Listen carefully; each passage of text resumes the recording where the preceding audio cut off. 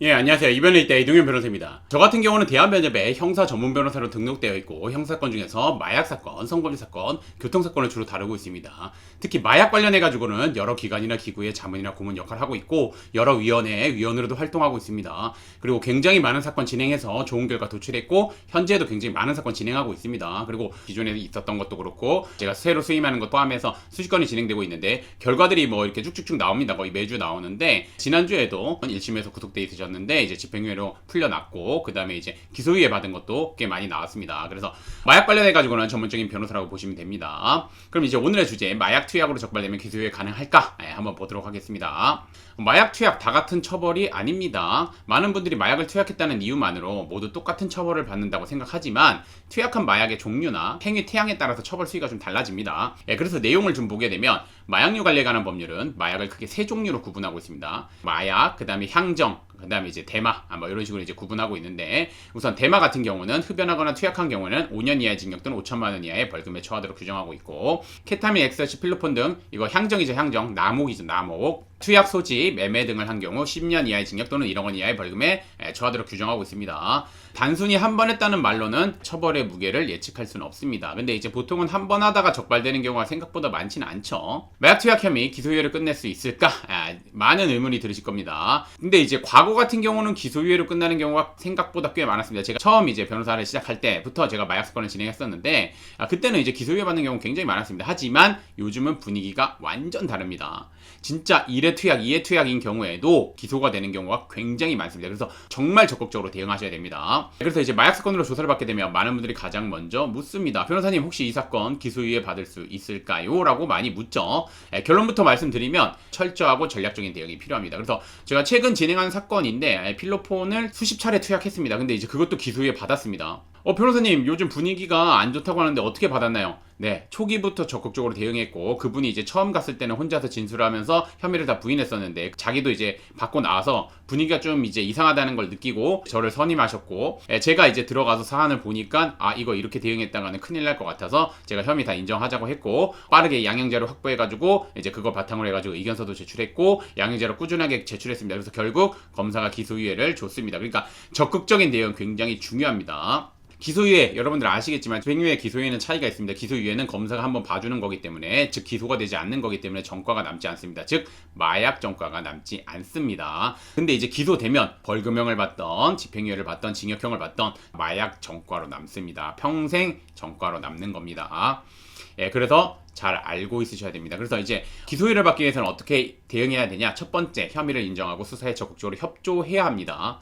왜 마약을 하게 되었는지, 그 다음에 누구로부터 마약을 구했는지, 어떤 경로로 투약을 했는지, 누구와 함께 투약했는지 이 모든 과정을 숨김없이 진술해야 됩니다. 또한 수사기관에서 요구하는 자료들이 있습니다. 보통 휴대전화나 아니면 휴대전화 파일, 아니면 뭐 블랙박스 영상, 뭐 그 외에도 필요로 하는 자료들이 있습니다. 그거를 스스로 제출하며 협조하고 있다는 태도를 보여줘야 됩니다. 그다음 두 번째로는 진심으로 느껴지는 반성을 보여줘야 됩니다. 뭐 죄송합니다, 다시는 안 그러겠습니다, 반성하고 있습니다 이렇게 말하는데 그건 말뿐인 거고 반성하고 있는 거를 보여주기 위해서는 반성문을 주기적으로 작성하고 뭐 정신과 상담도 좀 받고 마약대치 운동본 프로그램도 참여하면서 그런 모습을 보여주면서 이제 진심으로 반성하고 있다는 걸 보여줘야 됩니다. 그 다음에 양형자료 꼼꼼하게 준비해야 되겠죠. 그래서 이제 보시면 정신과 진료 내역서나 아니면 뭐 재범방지를 위한 뭐 프로그램 참여 내역서, 그다음에 정신과 진료 내역서, 마약대치 운동본 프로그램 참여 내역서, 그다음에 주변 사람들의 탄원서, 준법서약서, 단약서약서, 단약 일기 그런 것들 준비해가지고 제출해야 됩니다. 그다음에 투약량이 많지 않고 투약한 횟수도 적다, 뭐 이런 것도 주장을 해야 됩니다. 주장할 수 있는 부분은 이번에 안에서 기회를 달라, 기소유예를 내려달라 이렇게 주장을 해야 되는 부분입니다. 그리고 그걸 의견서로 당연히 꼼꼼하게 제출을 해야 되겠죠. 결과 확연하게 달라집니다. 지금 본 바와 같이 초기부터 어떻게 대응하느냐에 따라서 결과 확연하게 달라지니까 마약 사건 본인이 판단했을 때 아무리 가벼운 사안이라 하더라도 혼자서 대응하지 마시고 그리고 인터넷에 돌아다니는 쓸데없는 글 보지 마시고 변호사님이랑 상담을 받으시던지 아니면 변호사님과 사건을 진행하시던지 해서 제대로 대응하셔야 됩니다. 그리고 변호사님 선임하실 때는 제가 뭐 이하에서 말씀드리겠지만 이제 제대로 된 변호사님 선임하셔야 됩니다. 그리고 마약 사건 많이 진행해본 저 같은 이제 변호사님 선임해서 초기부터 적극적인 대응을 통해서 잘 마무리해야 된다는 거 말씀드리겠습니다. 오늘의 주제는 여기까지 마치겠고 저는 이변은 있다의 이동현 변호사였습니다. 감사합니다. 뭐 항상 말씀드리는 거지만 대한변협의 형사 전문 변호사님으로 등록되어 있는 변호사님이신지 꼭 확인하시고, 두 번째로는 마약 사건을 많이 다뤄보신 변호사님이신지, 그리고 이제 그 진행했던 사건들 중에서 많은 좋은 결과를 도출해낸 변호사님이신지를 꼭 확인하셔야 됩니다. 그리고 마지막으로는 그 마약 사건을 진행하시는 변호사님이랑 뭐 전화 상담이든 아니면 대면 상담이든 상담을 통해서 그 변호사님이 믿을 수 있는지, 왜냐면 솔직히 말씀드리면 얘기를 하다 보면 이 사람이 믿을 수 있는 사람인지 없는 사람인지 나옵니다. 그렇기 때문에 전화 상담이든 대면 상담이든 상담을 통해서 변호사님과 이 사건과 관련해 가지고 얘기를 하면서 이분이 믿을 수 있는지 없는지 확인하셔야 되고, 그 다음에 믿을 수 있는지 없는지를 가르는 척도를 뭐 제가 간략하게 몇 개만 말씀드리면, 우선 첫 번째, 사건에 대해서 어떤 결과를 받아주겠다, 즉 무죄를 받아주겠다, 무혐의를 받아주겠다, 기소유예를 받아주겠다, 집행유예를 받아주겠다, 확답을 하시는 변호사님은 절대 수임하시면 안 됩니다. 이거 왜 제가 말씀드리냐면, 확답을 하신다는 거는 뭐냐면, 솔직히 말씀드리면 저도 변호사 생활이 굉장히 오래됐는데 변호사 생활을 하면서 느끼는 거지만, 이거는 이제 뭐 판단하는 주체에 따라서 동일한 사안에 대해서 다른 결과가 나옵니다. 그렇기 때문에 여러분들 아시듯이 1심에서 무죄가 2심에서 유죄가 될 수도 있고, 1심에서 유죄가 2심에서 무죄가 될 수도 있는 부분입니다. 그리고 1심에서 1년이 2심에서 2년이 될 수도 있고, 1심에서 2년이 2심에서 1년이 될 수도 있고, 집행유예가 될 수도 있는 부분입니다. 그건 왜 그러냐면, 물론 이제 여러 양형자료, 객관식 자료를 가지고 판단을 하지만 판사님마다 하나의 자료를 가지고 보는 관점이 다 다르기 때문입니다. 이거는 왜냐면 인간이기 때문에 그렇습니다. 그렇기 때문에 어떤 결과에 대해서, 이거는 뭐 솔직히 말하면 판사님의 성향, 판사님의 주관적인 그런 것도 반영되는 거기 때문에, 결과를 확답하면서 엄청난 수임료를 요구하거나 아니면 수임하려고 결과를 확답하시는 분들이 많은데, 그런 변호사님은 저는 수임하지 말라고 말씀드립니다. 다만 저는 사안을 우선은 정확하게 파악한 다음에 최대한 어떻게 받아보는 방향으로 가자. 그리고 제가 약속드릴 수 있는 건 이 사건에 대해서 최선을 다하겠다. 그거는 제가 약속드립니다. 제가 약속을 드리고 실제 그렇게 진행합니다. 그렇기 때문에 저 같은 경우는 클라이언트 분들이 사건을 하나 맡기신 다음에 추후에 뭐 다른 문제가 되거나 그런 거 있으면 저한테 그냥 맡겨주십니다. 아무튼 그거 꼭 확인하셔야 되고, 두 번째로 확인해야 되는 건 상담하시는 변호사님이랑 사건 진행하시는 변호사님이랑 동일한 변호사님이셔야 됩니다.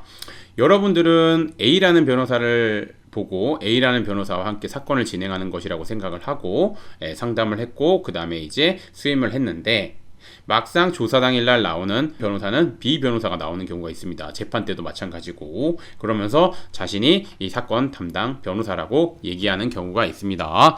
그런 경우 수임하시면 안 됩니다. 그래서 꼭 미리 확인하시고, 계약서에도 명확하게 상담하시는 변호사님이 사건을 진행한다는 거, 그리고 재판이랑 뭐 경찰 조사에 직접 참여하신다는 거, 이런 거 명시할 필요가 있습니다. 왜냐면 이렇게 안 하시는 변호사님이 대부분이라고 보시면 됩니다. 나중에 이제 상담하시는 변호사님은 마약 전문 변호사님이라고 생각해서 갔는데, 조사 참여나 아니면 재판 때 나온 변호사님은 전혀 다른 변호사님, 즉 이제 초임 변호사님이 오시는 경우가 많습니다. 그리고 이제 뭐 그 로펌에서도 그럴 겁니다. 뭐 의견서나 이런 거는 어차피 이제 뭐 대표 변호사님이나 뭐 파트너 변호사님, 그다음에 마약 전문 변호사님이 같이 진행하고 있다라고 말을 많이 하지만, 실질적으로 뭐 그렇게 진행하는 경우는 많이 없습니다. 저 같은 경우 뭐 변호사고 저도 이제 업계에 있으니까 뭐 누구보다 잘 알겠죠. 그러니까 그거 꼭 확인하시고, 저 같은 경우는 제가 직접 사건 진행하고, 제가 직접 조사 참여하고, 제가 직접 재판 가고, 제가 직접 의견서나 이런 거 다 작성합니다. 그리고 클라이언트분한테 보내드리고, 클라이언트 분들이랑 의견서 관련해가지고 얘기를 나눈 다음에 뭐 수사기관이든 법원이든 제출을 하게 됩니다. 그거 알아두셨으면 좋겠습니다. 그래서 제가 뭐 이렇게 뭐 여러 가지 말씀을 드렸지만, 우선 마약 사건은 제일 중요한 게 뭐냐면 초기 대응 중요하고, 초기 대응을 적극적으로 대응하려면 혼자서 대응하는 것보다는 변호사님 도움 받으실 필요가 있고, 변호사님 도움 받을 때 아까 제가 말씀드린 부분 고려해서 변호사님 선임하셔서 대응하시는 게 맞습니다. 그리고 저의 도움을 받고자 하시면 여기 아래에 나온 요 연락처로 연락을 주시면 제가 직접 전화를 받으니 그쪽으로 연락 주시면 됩니다. 오늘의 주제는 여기까지 마치겠고, 저는 이변은 있다의 이동현 변호사였습니다. 감사합니다.